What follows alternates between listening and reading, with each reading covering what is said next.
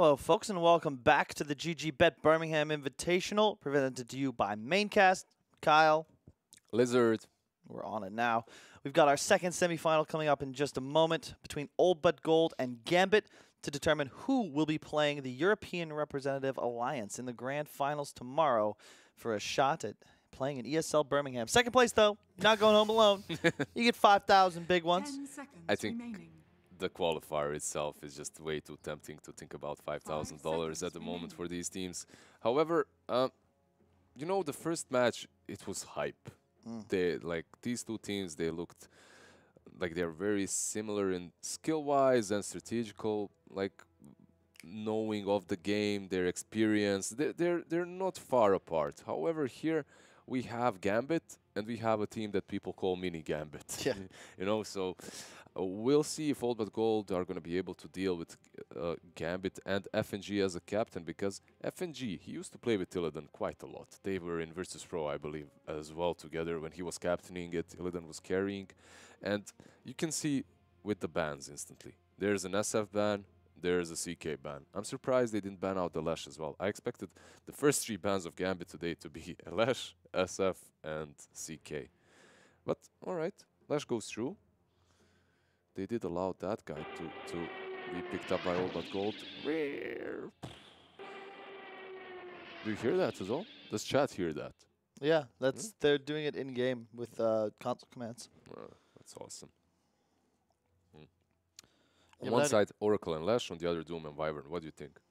I mean, I love Lash in this game. It's so good against Wyvern and Doom, because as long as you get the Edict off with your ult running, you don't really care about being Doom, especially with an Oracle, because theoretically you just keep fighting through it, pumping out that AoE damage. You don't really care too much about Winter's Curse either, or the Cold. Yeah, exactly. Embrace, yeah. And then you have Oracle to save you, to help you out, versus the Doom, versus anything else. And it's the Illidan special. They are confident running it on Vanscore as well, but I definitely enjoyed watching it played by Old But Gold as a core in comparison to the hard They play support. it on any core too. Like, it's not only Illidan. They play it on BZZ, they play it on G. They just pick the hero and then just put him on the lane or position that is, in their perspective, the best at least. Wyvern into Dark Willow. Alright. Well, Dark Willow is one of those heroes. Well, wait a bit. You're picking Dark Willow into Lash. It can be problematic because he has all these spells that go through the Dark Realm. So you won't be able to kind of hide yourself. At the same time, though, Lash is a hero that falls very fast to Dark Willow if she catches him later on. Yules, Bedlam. Tiny, however, Valhauer. Yeah. Surprise, surprise. Old But Gold, third picking Tiny for their 4 position.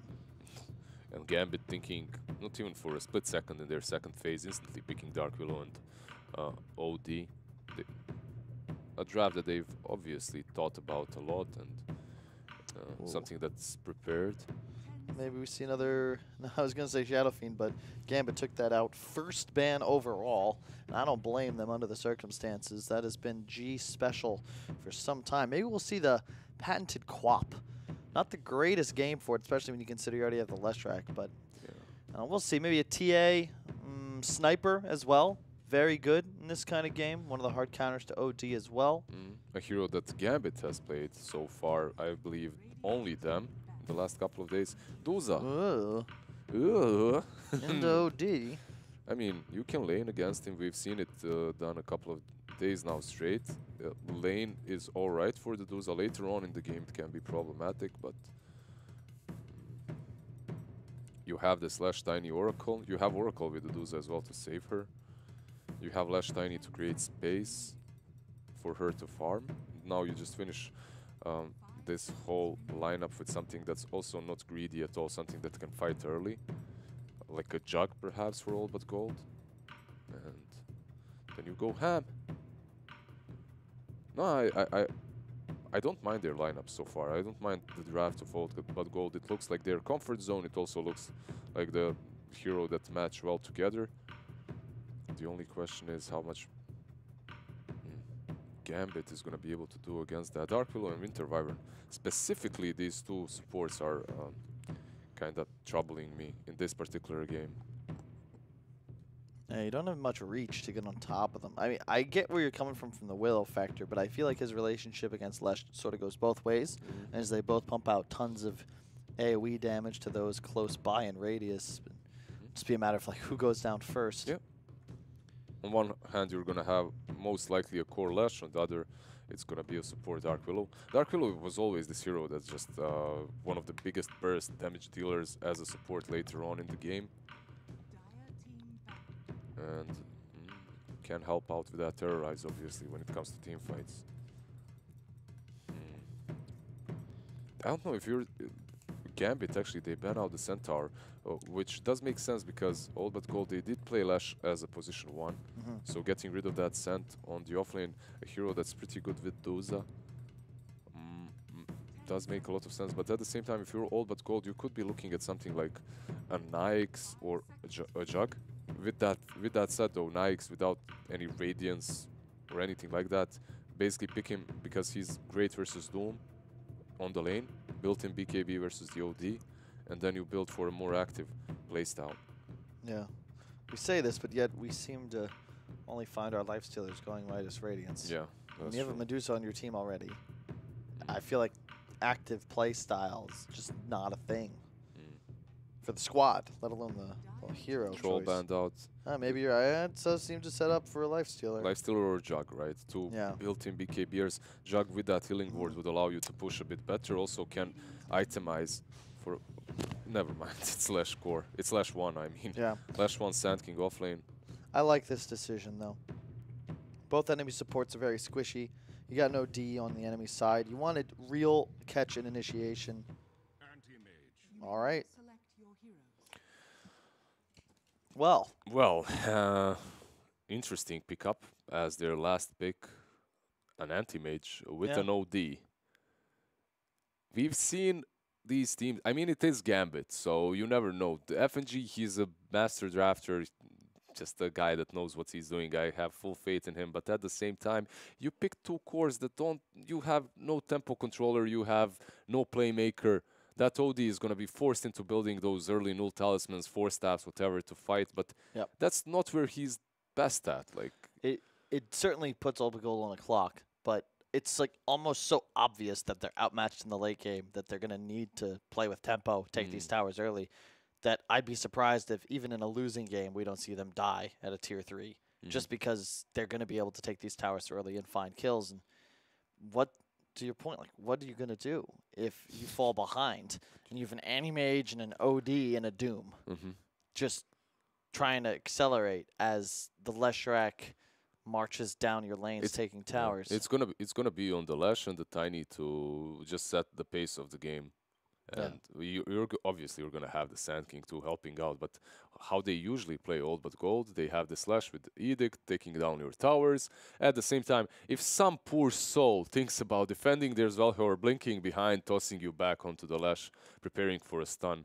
That's so good. Like, I love when a lineup that has a significant pushing power also has a target that can break through the trees behind enemy lines, catch someone out, bring them back like a bat, like a Tiny, like a Nyx, whatever. Something that sets up so when they try to defend, they fall, they die. And that makes sense. That's something that these guys always have. Like, yeah, I agree. And I like the Dusa. They picked it into OD, right? So they know it's a bit of a counter pick, but they certainly understand the relationship that it has with these counters that can burn his mana, and I can expect this Dusa will probably be going for, the double Wraith. A BKB will be second or third item.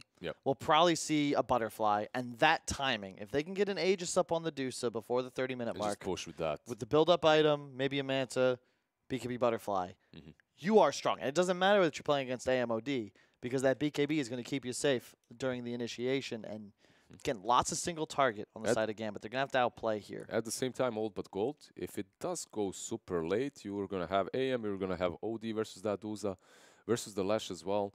And that AM, it's not really easy for them to catch him. Yeah. They got a couple stuns, but... They got a couple of stuns, but all counterable by counterspell, right? Like, is it...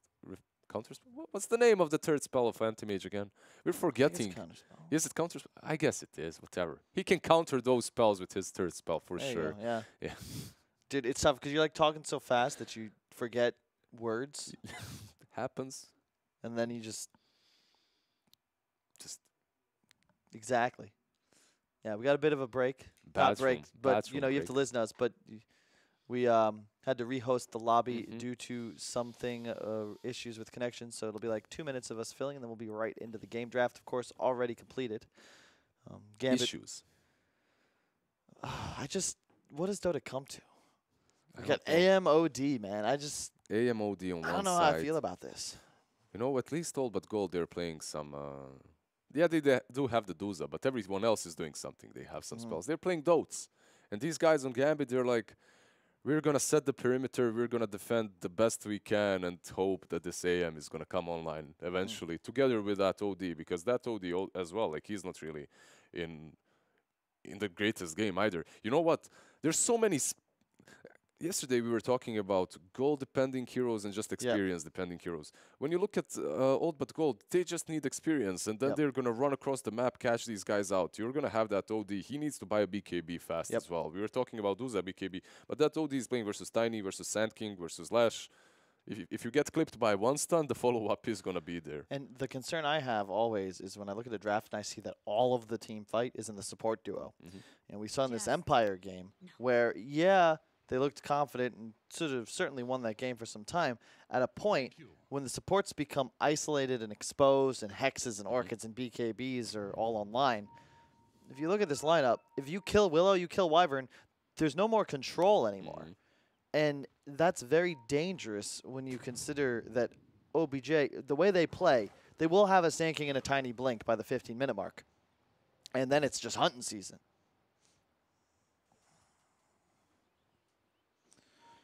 Game is underway, of course, a bit of a delay just because the rehost, but we are live.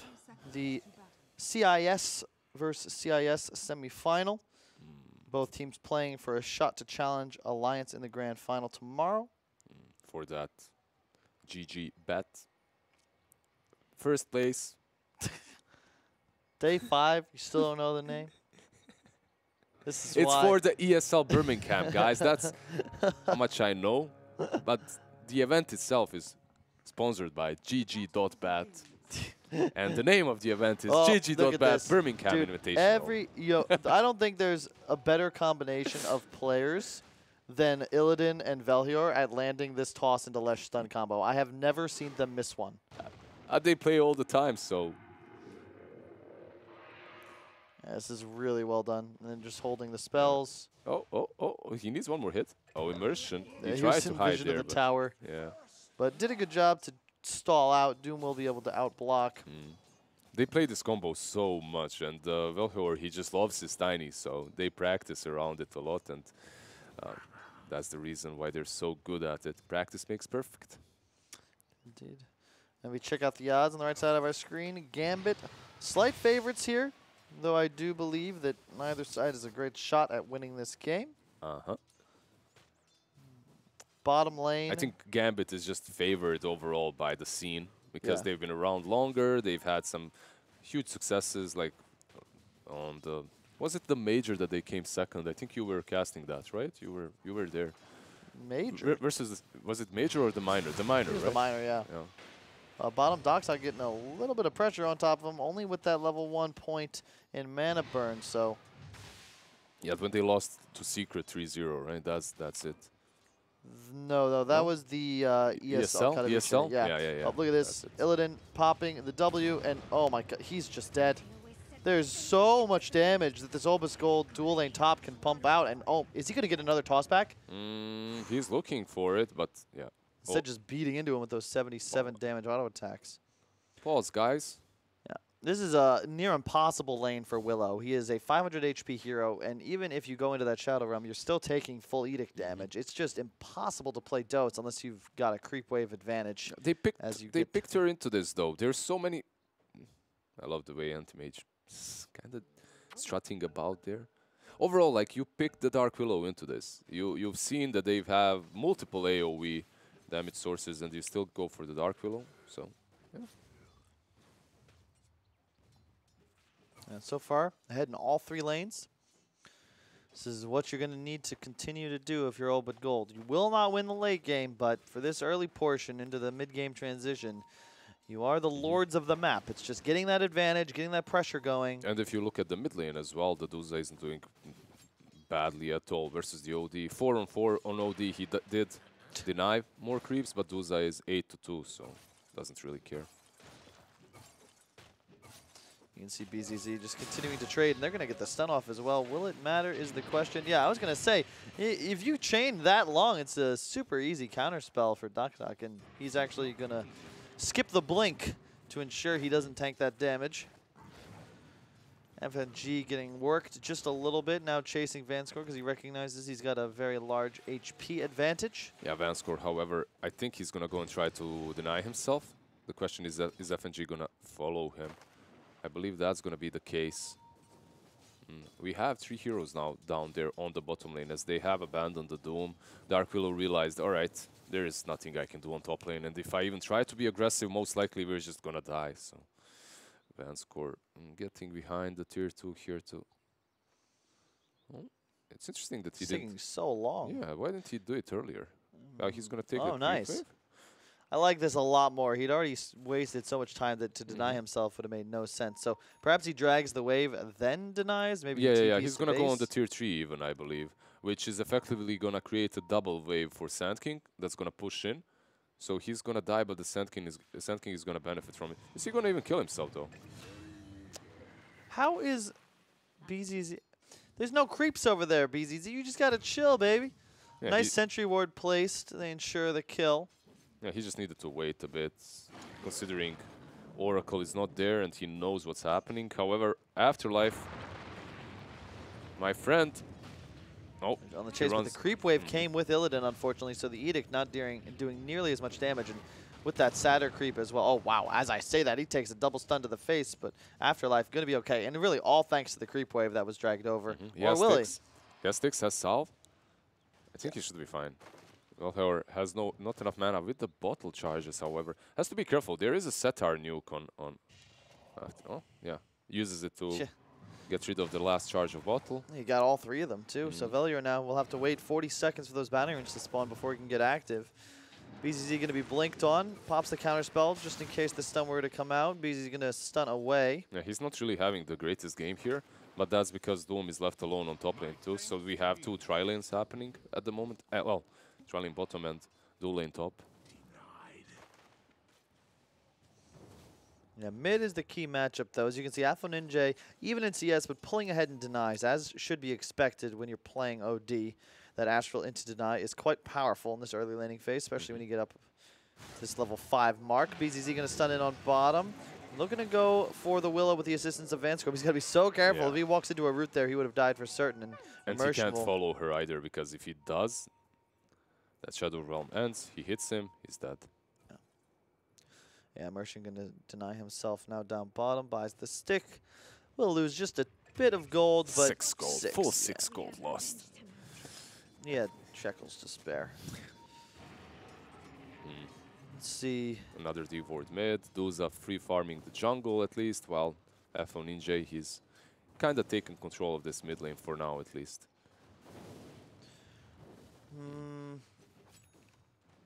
Pretty slow game so far. Yeah, you're telling me. All things considered.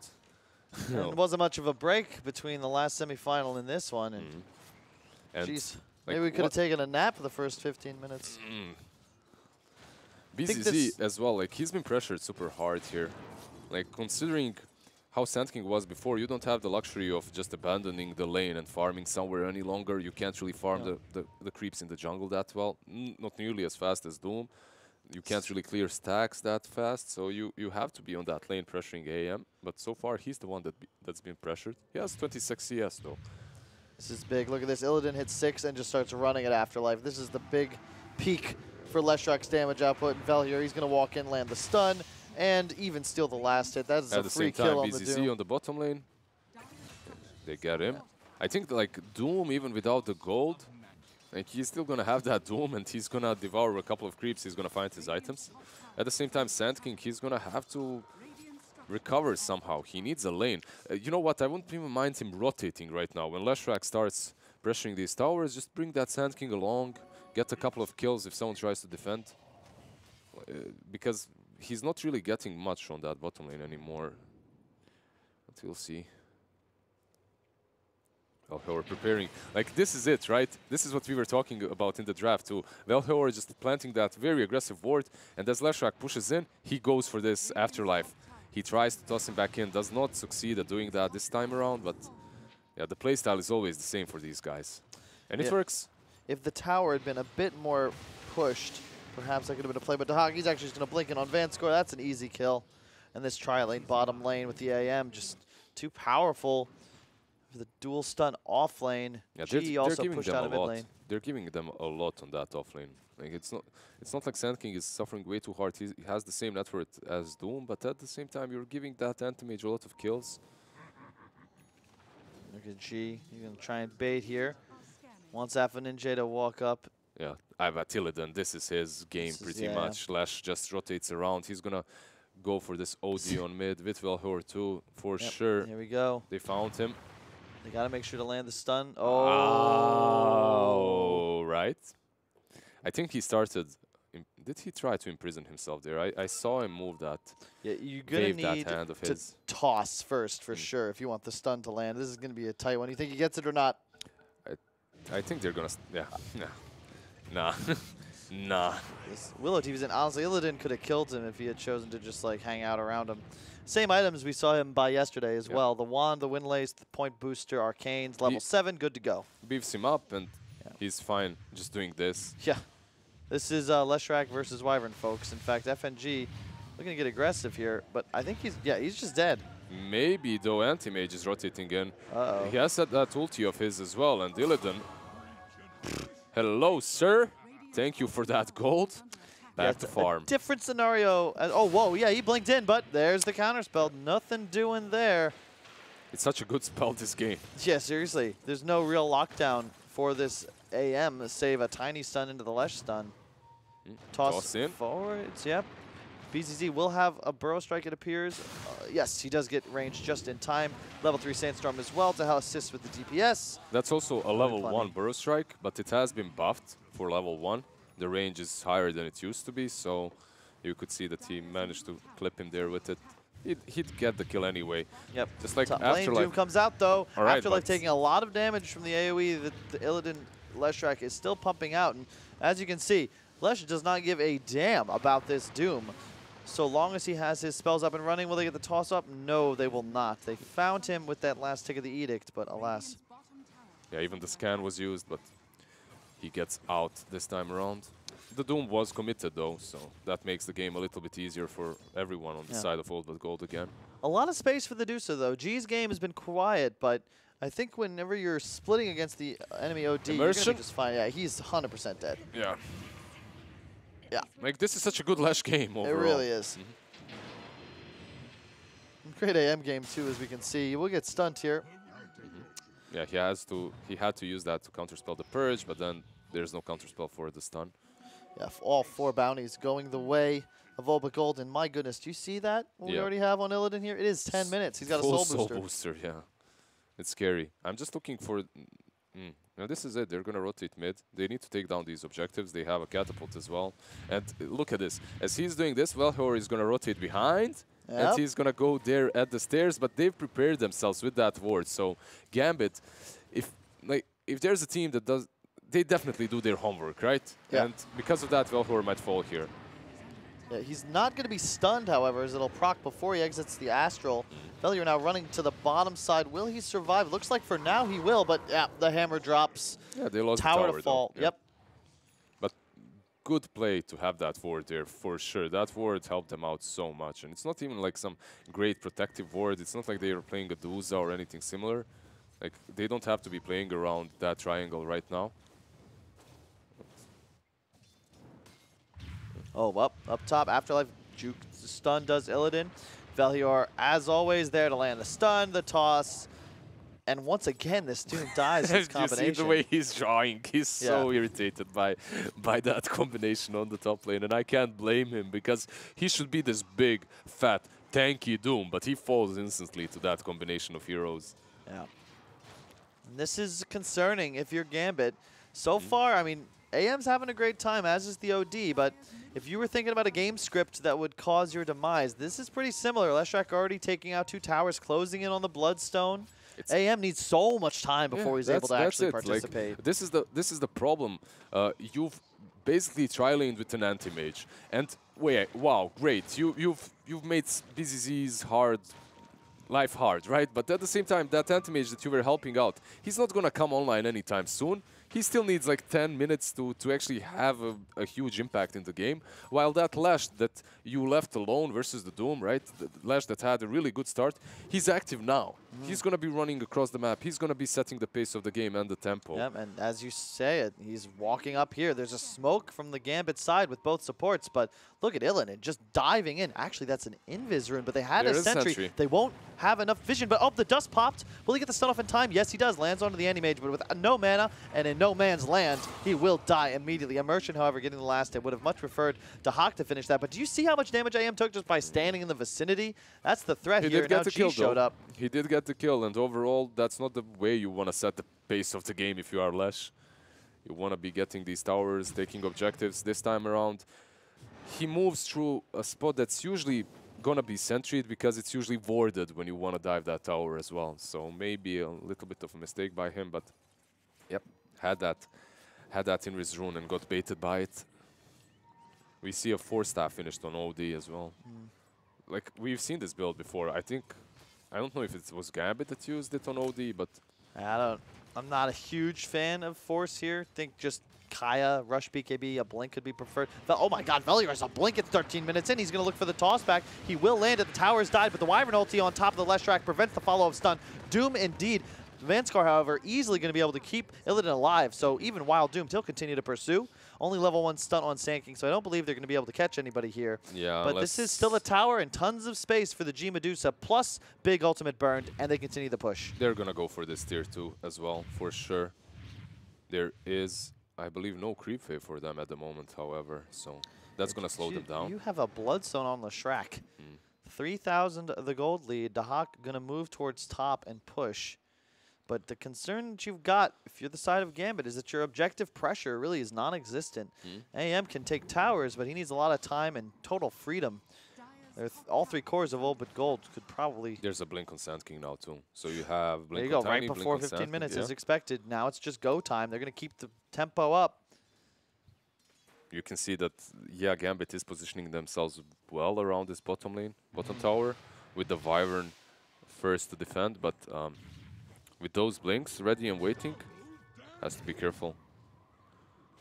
Well, I like this from BZZ. Just oh, well, bottom lane, we got Wyvern. Yep, he's dead. Valhyr, Illidan. Need I say any more? These guys are constantly not just around the action, but responsible for it. And they find yet another kill, opening up the map just before those critical 15-minute runes spawn. Valhyr going in again. Oh, well, it happens. It happens. And top lane, let's check this out. Sand King will look to stun in. Does not get the bounty rune, however. Radiant will take the top 2, while the Dire side will take the bottom 2. And a common theme in Dota 2 nowadays. And it's Valhyr with the bottle, with the arcane boots now as well that he's going to pick up. Illidan is left alone. Well, not really. Vanskor is there, so how much can you actually do to him? There's false promise. Yeah, but then, the guy who hasn't been involved at all is G. He is just continuously farming this triple camp and thanking his friends for creating such an easy map for him to play on. Just no threat yet. 0 tier 1s taken. Gambit also are making no plays with these heroes of theirs. Every single Doom that was used to no effect, too little to no effect. Valhyr, he's going to get the toss back. Will he land the stun? They missed it this time. The fear on top, but the Oracle ulti to purge. However, that's an OD. One of the best counters against the Oracle. Gonna just kill everything. The hammer drops the Oracle before he can get a single heal off on Illidan. And then Dahak there to finish off the Lesh. I really like that Dahak joined here. Like, I don't think it was super necessary, but I'd rather see him doing this than just split pushing and being AFK like we saw in that Empire Alliance game. Overall, though, one little mistake there. They didn't really get that stun combination, right? The one that we've been praising them for. However, at the same time, BZZ wasn't there, so effectively... Neither was G? Yeah, I mean, G is gonna look to join these next fights, I believe. Like, he's been farming long enough, and the way he plays this Luza with his team is he does join them fairly early, like in comparison to some other teams. But that was a 3 versus 5 in the end, and of course you're gonna suffer some losses. And they will have the Battle Fury finished up in just a few moments. You can see them, they're porting all down again. Yep. They're ready to go. Fearful for them, though. I do think that was the first mistake and the only one they can really afford. Another death on the Leshrac, especially to the AM, and perhaps your window will close. Yeah. You have double blink as well. These Sand King Tiny heroes are not going to scale. They've got to continuously find kills. We discussed how all 3 Gambit cores. The 2 of them are mid, while G is bottom. You see that G build? We've discussed this too. Instantly for that butterfly. Manta into the talisman. It's the right decision for sure. It's all about hitting the butterfly and then probably that BKB timing post Aegis. And man, a tier 2 dies bottom as Illidan goes mid. Like this is what I'm talking about. Old But Gold recognize, hey, we need to be involved as a unit. They bring 5 heroes, have 2 cores push 2 lanes as the other 3 balanced in between, and they get 2 tier 2s for their trouble. Yeah, and they recognize the biggest weakness of Gambit, and that's that they cannot fight this early on. They have to wait and see if All But Gold is going to make some positioning mistakes or be outnumbered, and that's the only way they can really fight. But when you're pushing tier 2 bottom and tier 2 mid, they are close enough to respond, especially with those blink daggers. Yeah, be careful. They did a bit of a weird rotation here. The Leshrac, they smoke. Lesh is going to go top all by his lonesome as the rest of his team kind of scatters throughout the map. And Illidan, man, you're going to walk down this lane all by yourself. Yet Gambit, they don't seem... Yeah, AM actually blinked behind. I believe what they're afraid of is where the rest of his team is. It's a really good point. It's something that's underrated in Dota 2 is just showing versus not showing. Yeah. We know where everybody is, but for that sequence of events, Gambit had no idea where any of the dire heroes were, thus felt unconfident. Staying off the map in a way is what really keeps the Leshrac alive. Well, it's one of the ways everyone started dealing with split pushes. It's basically having one of those position 4s that has catch hidden. While you're pushing that position 4, hang on, we got initiation. Willow just dies immediately. FNG might be soon to fall as well. I'm going to try Avalanche, perhaps? No? Not quite. Toss wasn't off cooldown either. They tried their best. Yeah. But you take that, and that's the concern, right? If you think about it, when Willow dies, when Wyvern dies, their team fight disappears, and all of a sudden, Gambit, you're left up a creek without a paddle, and you got 3 cores, none of whom are in fighting shape. There's no BKBs, and if you look at the stun chains possible in All But Gold. The Hack is going to creep skip here, however, but they're not really looking at pushing that high ground yet on the side of All But Gold. Perhaps wait for the butterfly to be finished. Oof. That was a nice blink. He might have actually died there. Had he gone to the left side, he would have found himself right in between the Velhir Tiny and the Illidan Leshrac, and almost certainly would have died, as those are 2 heroes that have ground effect stuns, not the single target that troubled Sand King and Oracle so much. And this is the toss into the mist stun, and then the terrorize comes. Velhor just dies to the tower and FNG. F on Ninja, he puts Leshrac down and finishes him off afterwards. Yeah, Sand King wasn't there. Sand King was just running in. I think that's their biggest problem in that fight. Yeah, and you can see they learned from that. And they're like, hey, guys, it's time to group up. We're ready to roll. We don't necessarily want to force team fights, but we'd like to at least be in a position where if Gambit want to defend their objectives, that we can punish them and at the very least keep our big cores alive to do that task. They're probably going to go for this tier 2 now on the top lane. One objective after another. They can't stop. If they stop, they'll give way too much time for Gambit to come back. The underrated aspect of this Medusa-AM relationship, you can even just tell by looking at the net worths, is that Medusa does farm faster for the first 10, 15 minutes of the game. AM needs Battle Fury and Yasha before he equalizes. Yeah, he needs the farming item, right? Yeah. And G's just had a completely free game. Once he finishes the butterfly, maybe they go for Aegis. As far as overall power level, how much damage he's outputting, threat he applies on map and in these engagements, Dahak won't even be wanting to get involved, whereas G, he'll be able to do the brunt of the physical damage for his team. Just those 2 items completed. So we watch the AM stare down at the Wild Wing Ripper, who looks a bit miffed. They're looking each other straight into the eyes. Well, OD. Hello, sir. The glow. Has that Kaya, by the way, 4 staff, 2 nulls. Kaya going instantly for that BKB. We discussed this, like he has to.